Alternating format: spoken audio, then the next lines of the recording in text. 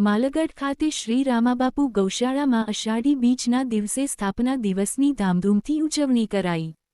ડીસા તાલુકાના માલગઢ ગામે શ્રી રામાબાપુ ગૌશાળા કૈલાશધામ સાર્વજનિક ટ્રસ્ટ સંચાલિત શ્રીરામાબાપુ ગૌશાળાની અષાઢી બીજના દિવસે સ્થાપના કરવામાં આવી હતી। તે સ્થાપનાને 17 વર્ષ પૂર્ણ થતાં 18 વર્ષમાં ગૌશાળા મંગલ પ્રવેશ કરાયો હતો, જેમાં દર વર્ષની જેમ આ વર્ષે શ્રી રામાબાપુ ગૌશાળામાં સ્થાપના દિવસની ઉજવણી કરવામાં આવી હતી, જેમાં સવારના ભજન સત્સંગ કાર્યક્રમ, ગૌમાતાનું ભક્તો અને દાતાઓ દ્વારા પૂજન કરવામાં આવ્યું હતું। ગૌમાતાને ચૂરમાના લાડુ ખવડાવી મોં મીઠું કરાવવામાં આવ્યું હતું। અષાઢી બીજના આ ભવ્ય કાર્યક્રમના ભોજનના દાતા વિરાજી ચેલાજી કચવા પરિવાર, ભગવતી સાડી શોરૂમ ડીસા, ગૌ માતાના ભોજન પ્રસાદના દાતા ભુરાજી વિરાજી પરમાર, સોમનાથ ગ્રુપ ફાર્મટેન foods private limited, Ishwarlal Dayaramji Sudesha, Gitanjali cold storage મંડપના દાતા સંજય કુમાર બાબુલાલ ગેલોત, ડીસા નગરપાલિકા સદસ્ય દાતાઓ દ્વારા દાનની શરણાવી વહાવી હતી અને સવારના ભજન સત્સંગ કાર્યક્રમ યોજાયો હતો, જેમાં ભજન કલાકાર અર્જુન માળી, પ્રકાશભાઈ માળી।